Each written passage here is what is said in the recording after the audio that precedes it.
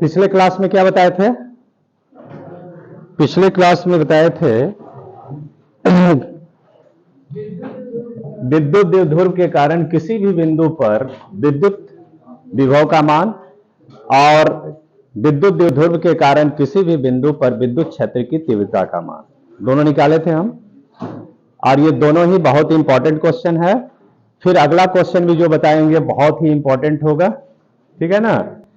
आज हम बताएंगे कि विद्युतीय फ्लक्स क्या है, ठीक है ना, विद्युतीय फ्लक्स क्या है, और गॉस के प्रमेय को प्रमाणित करें। गॉस का प्रमेय क्या है और गॉस के प्रमेय को क्या करें, प्रमाणित करें। तो सबसे पहले देखेंगे कि विद्युतीय फ्लक्स क्या है। विद्युतीय फ्लक्स क्या है?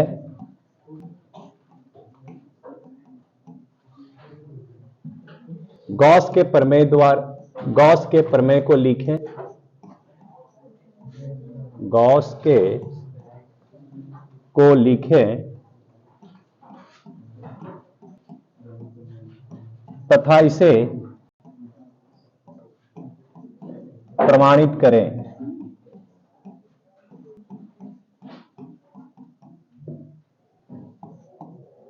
What is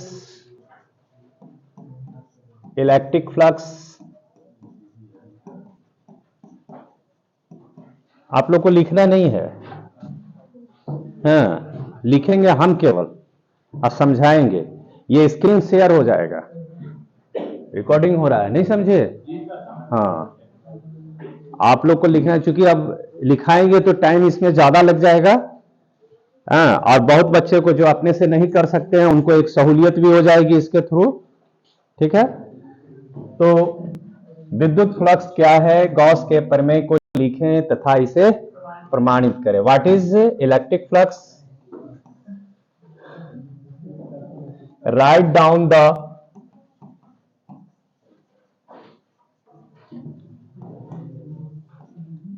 Gauss theorem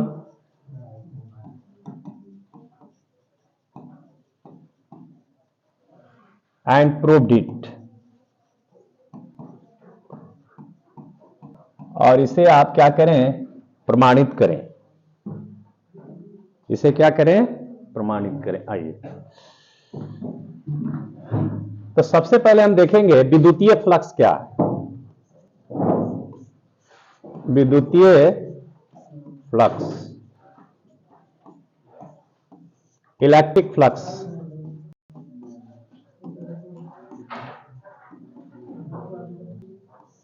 solution में किसी भी काल्पनिक तल से, काल्पनिक तल से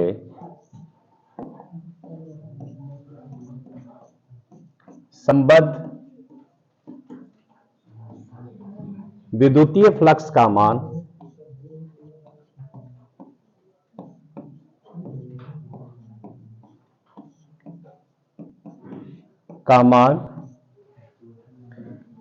विद्युतीय क्षेत्र में, विद्युतीय क्षेत्र में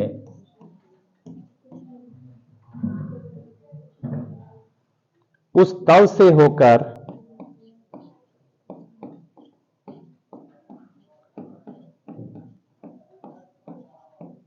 जितनी विद्युत क्षेत्र रेखाएं होकर जाती है,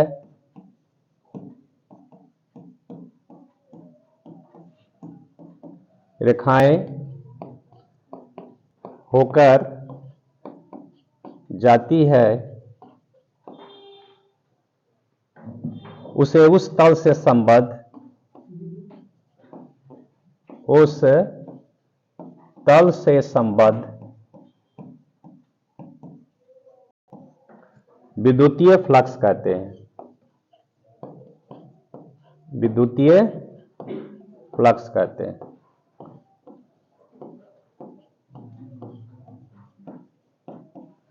जैसे हम मान लें कि कोई काल्पनिक तल है, ये एक काल्पनिक तल है, इसका पृष्ठीय क्षेत्रफल हम मान लेते हैं कि a है। क्या है? a है। और इसी पर एक छोटा सा अल्पांश पर हम क्या करते हैं? विचार करते हैं, है ना। ये जो a है अनेक छोटे छोटे क्षेत्र के मिलने से बना है, dA करके अनेक छोटा छोटा dA है, और इसका एक छोटा सा भाग ये क्या है? dA है। dA पर हम क्या करते हैं? विचार करते हैं, ठीक है। और ये dA पर एक लंब लेते हैं ON। ये क्या है? ON लंब है। और ON लंब से ये विद्युत क्षेत्र की तीव्रता की दिशा जो है ये कितना कोण बना रहा है? थीटा कोण। विद्युत क्षेत्र की तीव्रता की दिशा कितना कोण बना रहा है? थीटा कोण, ठीक है ना। तो इसका जो है वियोजित मान इस पर क्या हो जाएगा? इस पर जो तल पर लंब है, तो यहां लिखेंगे एक काल्पनिक तल पर विचार करते हैं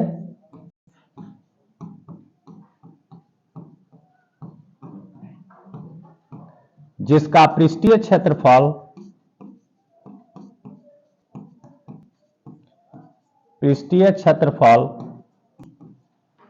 A है। यह अनेक अल्पांशों से बना है,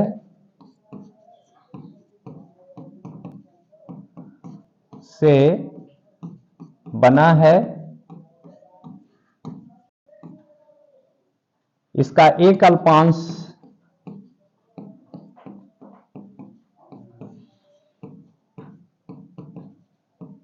माना कि dA है। dA जैसे अनेक छोटे छोटे भाग मिलकर के क्या बना रहा है? A बना रहा है ना। इस अल्पांश पर का लंब, अल्पांश पर का लंब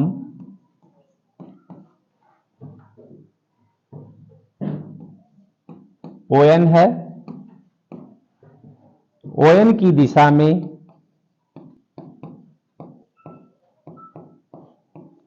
विद्युत क्षेत्र की तीव्रता का मान या विद्युत क्षेत्र का घटक मान यानी कंपोनेंट वैल्यू क्या हो जाएगा? E cos थीटा होगा। कितना होगा? E cos theta. इस तल से संबद्ध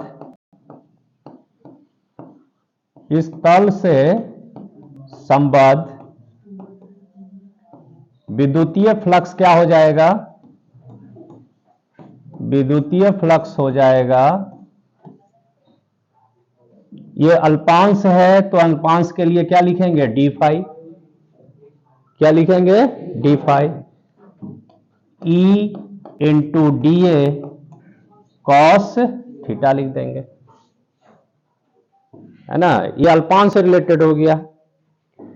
अब अगर हमको निकालना है पूरे तल से रिलेटेड, ये छोटे से भाग के लिए हो गया, क्योंकि अगर आप देखेंगे कि अगर इस तरह से हम तल को रखें, ठीक है ना, और टॉर्च ऐसे जलाएंगे, यहां एक छिद्र है, तो टोटल यहां से फोकस निकलेगा, है ना।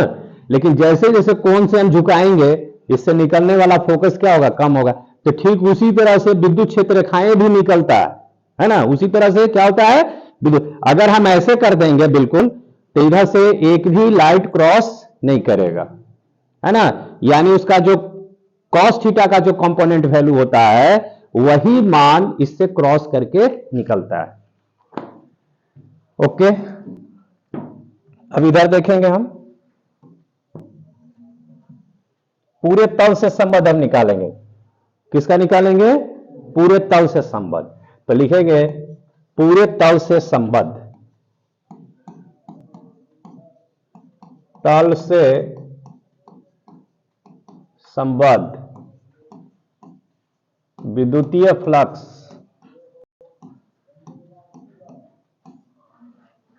तो इसके लिए हमें क्या करना होगा? इंटीग्रेट करना होगा। तो डी फाई, आइए इसका भी integration E D A cos theta, E D A क्या हो जाएगा कॉस थीटा।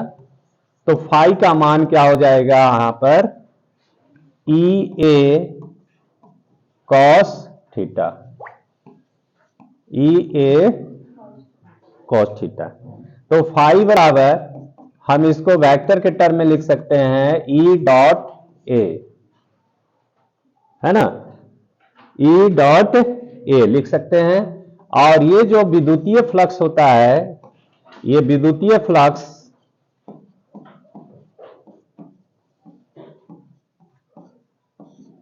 अदिश भौतिक राशि है, क्योंकि डॉट प्रोडक्ट है, और डॉट प्रोडक्ट क्या होता है अदिश भौतिक राशि। तो विद्युतीय फ्लक्स क्या हो जाएगा अदिश भौतिक राशि है, भौतिक राशि है। यहां पर ये क्या है, यहां पर ये जो है वेक्टर क्षेत्र सदिश है, क्या है क्षेत्र सदिश है। ये भी वेक्टर है, एरिया वेक्टर नहीं होता है, लेकिन ये एरिया क्या है वेक्टर है। इसका दिशा किधर होता है, जो तल है उसके हमेशा लंबवत परपेंडिकुलर डायरेक्शन में, इसीलिए इसको क्या कहते हैं एरिया वेक्टर, क्षेत्र सदिश। अब इसका यूनिट क्या हो जाएगा यहां से आप निकाल सकते हैं। तो ये हो गया सिर्फ इसका जवाब विद्युतीय फ्लक्स क्या है, ठीक है ना। ये किसका हो गया सिर्फ और सिर्फ विद्युतीय फ्लक्स लेते, यूनिट हो जाएगा आपका विद्युत क्षेत्र की तीव्रता के लिए न्यूटन प्रति कूलम, है ना, और इसका हो गया मीटर स्क्वायर, यानी न्यूटन मीटर स्क्वायर बटा में कूलम, न्यूटन मीटर स्क्वायर बटा में कूलम, ये लिख सकते हैं इसको। इसको वोल्ट भी लिख सकते हैं, क्या लिख सकते हैं वोल्ट मीटर, क्या बोलते हैं वोल्ट मीटर भी।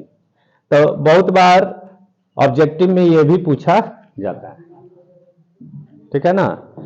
अब आइए दूसरे चरण में, दूसरा इसका जवाब है ये क्वेश्चन है कि गॉस के प्रमेय, गॉस का प्रमेय क्या है और इसे आप क्या करें प्रमाणित करें, है ना।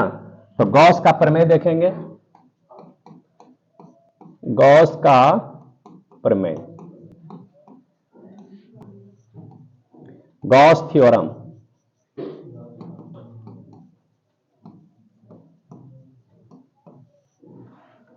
तो लिखेंगे गॉस के प्रमेय से, गॉस के प्रमेय से किसी बंद तल से संबद्ध,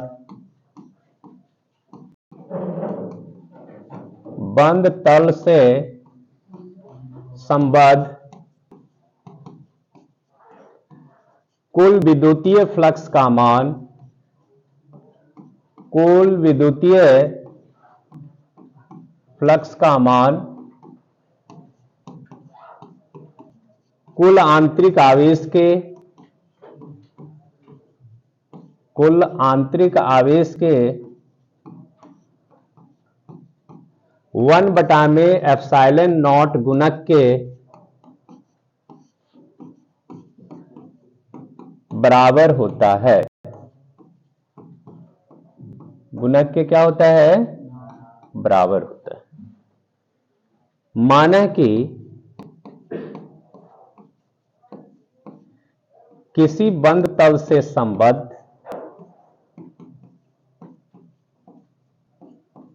तल से संबद्ध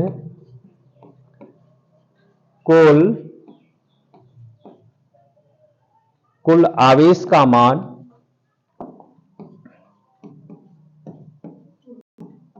आवेश का मान कैपिटल क्यू है, क्या है कैपिटल क्यू है। अतः गॉस के प्रमेय से, गॉस के प्रमेय से उस तल से संबद्ध कुल फ्लक्स, कुल विद्युतीय फ्लक्स है ना, फाई बराबर Q बटा में क्या लिखेंगे, एप्सिलॉन नॉट। यही क्या कहलाता है, गॉस का प्रमेय कहलाता है। यही क्या कहलाता है, गॉस का प्रमेय। ऑब्जेक्टिव में भी पूछ देता है ये चीज, लिखना नहीं है, सब चल जाएगा व्हाट्सएप पर, ठीक है, स्क्रीन शेयर हो जाएगा, ठीक है ना। ओके, अब हम लिखेंगे, आप उतारिएगा, यहां केवल समझना है, देखना है ना। यहां आपको क्या करना है सिर्फ, हाँ, और इसका वीडियो ऑलरेडी बना हुआ है, इसलिए केवल स्क्रीन वाला शेयर होगा आपका। वीडियो आप सर्च कीजिएगा यूट्यूब पर तो मिल जाएगा, इस पहले भी बन चुका है। अब है प्रूफ, गॉस के प्रमेय का प्रूफ है ना, किस तरह से हम इसको प्रूफ करेंगे। प्रूफ, इसे सिद्ध करने के लिए एक बंद तल पर हम क्या करते हैं, विचार करते हैं। Considering A close surface, that is close surface, इसके अंदर कोई बिंदु O है जहां पर कि आवेश क्या है, Q है, प्लस Q आवेश है। इसके सरफेस पर कोई एलिमेंटल पार्ट, एक छोटा सा भाग, इसको dm मान ले की है, और इस सरफेस पर कोई बिंदु क्या है, P है, कोई बिंदु क्या है, P है। और इस P बिंदु पर यहां से मान लेते हैं P बिंदु कितनी दूरी पर है, R दूरी पर है। तो विद्युत क्षेत्र की जो तीव्रता होगी वो इस दिशा में होगी, E का मान। इस तल पर जो लंब होगा, मान लेते हैं इस तल पर का लंब, यहां पे मान लेते हैं ये P से N तक, ये E से कितना कोण बना रहा है, थीटा। कितना कोण बना रहा है, थीटा। तो इसके अलोंग विद्युत क्षेत्र की तीव्रता का मान क्या हो जाएगा, E cos थीटा। क्या लिखेंगे, E cos थीटा। तो यहां पे P बिंदु पर विद्युत क्षेत्र की तीव्रता माना कि E है, जो अल्पांश dA पर के लंब से थीटा कोण बनाता है। कौन सा कोण बनाता है, थीटा कोण बनाता है। अतः इसके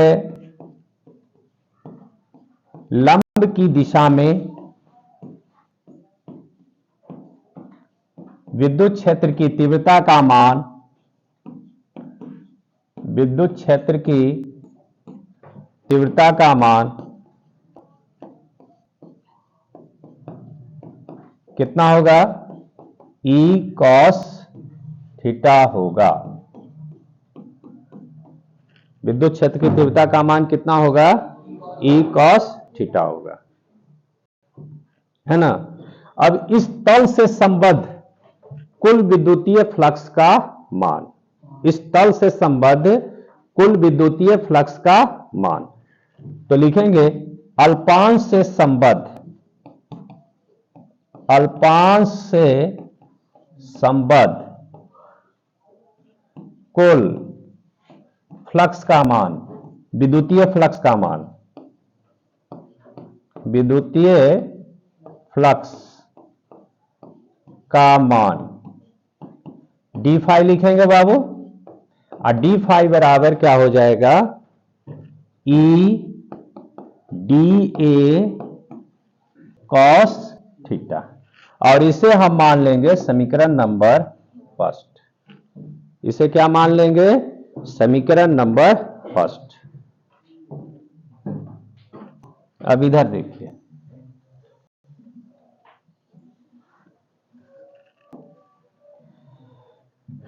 चूंकि हम जान रहे हैं E बराबर क्या लिखेंगे? Q बटा में 4 pi epsilon not R square लिख सकते हैं। ये इसको समीकरण हम क्या मान लिए? सेकेंड। समीकरण फर्स्ट तथा किससे? सेकेंड से, बड़े आराम से। इसलिए डी फाई बराबर ई के स्थान पर क्या लिखेंगे? Q into D A cos theta अब बटा में 4 pi epsilon not R square. समझ रहे हैं? किसके बराबर हो गया? Q D A cos theta बटा में 4 pi epsilon not R square. ठीक है। अब यहां देखिए, पूरे अब बंद तल के लिए निकालेंगे। किसके लिए? पूरे बंद तल से संबंध। तो लिखेंगे पूरे बंद तल से संबद्ध विद्युतीय फ्लक्स, विद्युतीय फ्लक्स का मान क्या हो जाएगा? डी फाई को इंटीग्रेट कर देंगे। इसको भी इंटीग्रेट करेंगे हम। Q D A cos theta 4 pi epsilon not R square. ठीक है ना? तो ये हो गया फाई, और बाहर क्या हो सकता है? Q बटा में 4 पाई एप्सिलॉन नॉट, और अंदर बचेगा डी ए कॉस थीटा बटा में R स्क्वायर। क्या बचेगा? R square. अब यहां पे आप गौर से देखिए, जो हम एलिमेंटल पार्ट लिए यहां पर, इसको ऐसे मिलाइए, ठोस कोण बनता है। ये क्या कहलाता है? ठोस कोण, सॉलिड एंगल। और ये सॉलिड एंगल कितने के बराबर होता है यहां पर? ठीक है। तो लिखेंगे O बिंदु पर अल्पांश द्वारा बना ठोस कोण, ठोस कोण, जिसको कि अंग्रेजी में क्या बोलते हैं? Solid angle.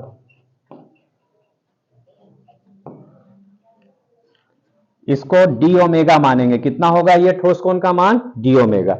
और डी ओमेगा बराबर होता है डी ए कॉस थीटा बटा में R स्क्वायर। ओके। और इसे हम मान लेते हैं समीकरण फर्स्ट सेकंड के बाद ये थर्ड, और ये क्या मान लेते हैं? 4। ठीक है। अब यहां देखिए, समीकरण थर्ड तथा किससे? 4 से। समीकरण थर्ड तथा 4 से। समीकरण थर्ड तथा 4 से। अब बंद तल में कुल ठोस कोण का मान कितना होता है बताइए तो? क्रिस, ये बंद तल है, क्लोज सरफेस है, तो उसका कुल ठोस कोण का मान कितना होता है? 720। बताए थे ना, फिजिक्स पढ़ने के लिए कितना दिमाग लगाना चाहिए? 720 डिग्री।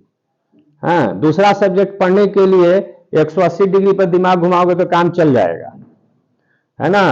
360 पे काम चल जाएगा। आर्ट्स पढ़ने के लिए तो 0 डिग्री सीधे रटना है। लेकिन फिजिक्स पढ़ने के लिए दिमाग कितना डिग्री से घूमना चाहिए? यानी 4 पाई, यानी 4 पाई। तो यहां पे थर्ड और फोर्थ से क्या लिखेंगे? यहां पे आ जाएगा आपका फाई बराबर Q बटा में 4 पाई एप्सिलॉन नॉट, और ये बचेगा डी ओमेगा। क्या बचेगा? D omega. और ये क्लोज सरफेस है, तो ये क्लोज सरफेस के लिए क्या लिखते हैं? S। क्या लिखते हैं? S। इसलिए फाई बराबर, अब बताइए कि Q बटा में 4 पाई एप्सिलॉन नॉट, है ना, 4 पाई एप्सिलॉन नॉट, ये कितने के बराबर हो गया? टोटल कोण कितने के बराबर हो जाएगा बनतल में? 4 पाई। डी ओमेगा की जगह क्या लिख देंगे? 4 पाई। अब ये 4 पाई कट गया, तो क्या बचेगा? फाई बराबर Q बटा में एप्सिलॉन। तो अब ये आपका प्रमाणित हो गया ना, गॉस का प्रमेय। गॉस का प्रमेय क्या हो गया? प्रमाणित हो गया, प्रूव्ड। यही है गॉस का प्रमेय। ठीक है, कोई क्वेश्चन किसी को इसके रिगार्डिंग? बोलो। अब हम बताएंगे कि किस तरह से गॉस के थ्योरम से हम कूलॉम के नियम को प्राप्त करते हैं।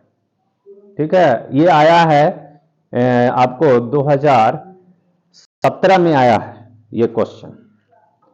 2017 में ये क्वेश्चन आया है कि किस तरह से गॉस के थ्योरम से या गॉस के प्रमेय से आप कूलॉम के नियम को प्राप्त करेंगे। तो हेडिंग होगा गॉस के प्रमेय द्वारा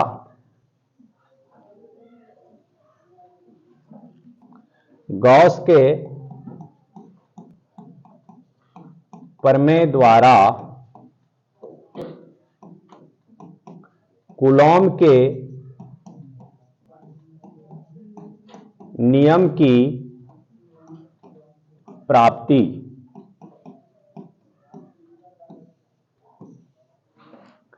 to obtain the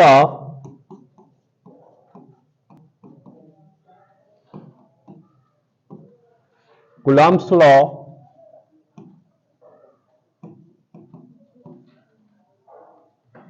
by Gauss theorem। Gauss theorem किस तरह से हम निकालेंगे?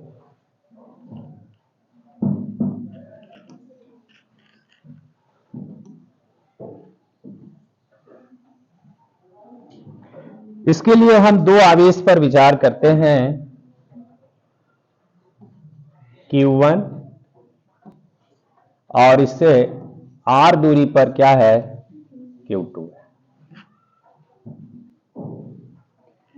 और R त्रिज्या के एक हम बंद गोले पर क्या करते हैं? विचार, जो कि Q2 से होकर के जाता है। किससे होकर जाता है? Q2 से होकर के। अब अगर इसको आप गौर से देखें तो Q1 द्वारा इस पे लगने वाला फोर्स इस तरफ होगा, है ना।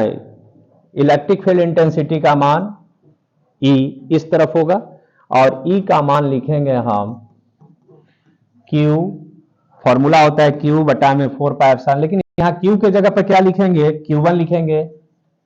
Q1 बटा में 4 pi epsilon not R square. बोलिए, लिखेंगे? लिख सकते हैं ना? तो यहां पे हम लिखेंगे कि एक, यहां पे एक नहीं दो आवेश क्रमशः Q1 तथा Q2 पर विचार करते हैं। दोनों के बीच की दूरी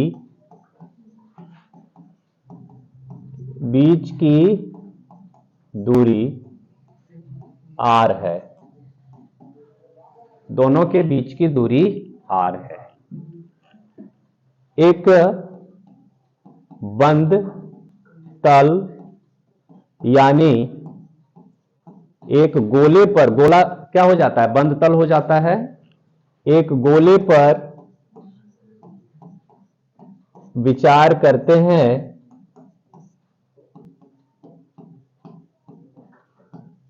जो Q2 से होकर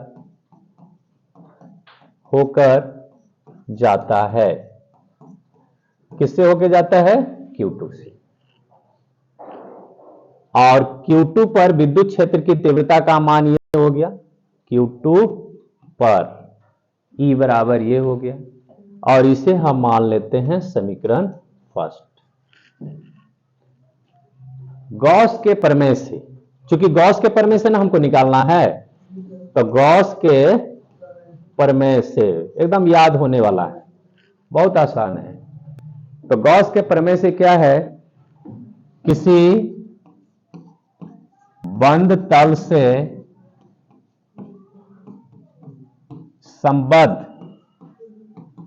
संबद्ध कुल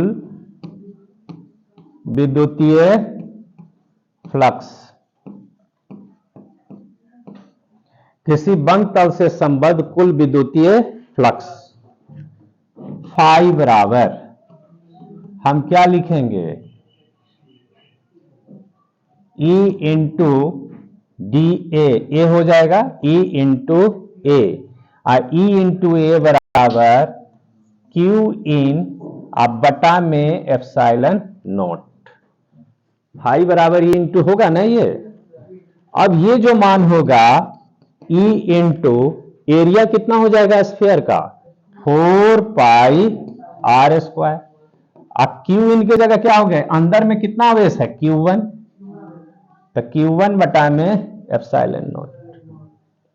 तो E बराबर आपका मान निकल गया यहां पे Q1 बटा में 4 pi epsilon naught r square, देख रहे हैं। और अब यहां पे देखिए, इसको आप क्या मान लें, ये समीकरण सेकंड, ऐसे भी निकला कि नहीं निकला, ये भी आप जानते हैं, और ये भी निकला। ये किससे निकाले, गॉस के प्रमेय से, ठीक है। अब लिखेंगे, हम जानते हैं कि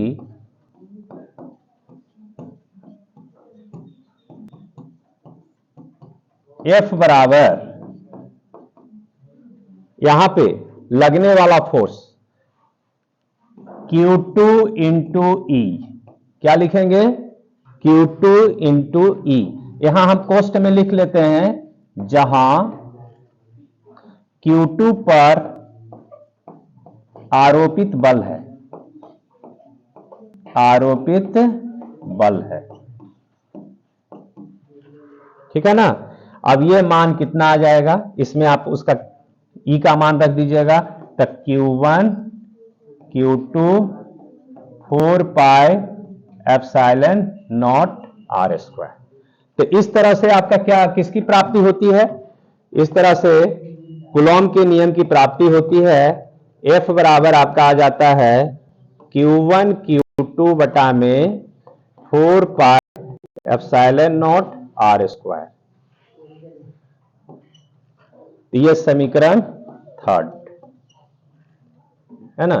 तो लिखेंगे समीकरण फर्स्ट सेकेंड तथा थर्ड से यह साबित होता है कि कूलॉम के नियम को गॉस के नियम से क्या किया जा सकता है, प्राप्त किया जा सकता है, ठीक है ना।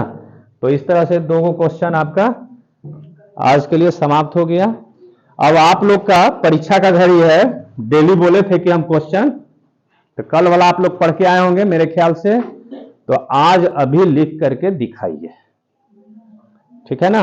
हाँ, ये मिटा देते हैं, ऑफ कर देते हैं इसको।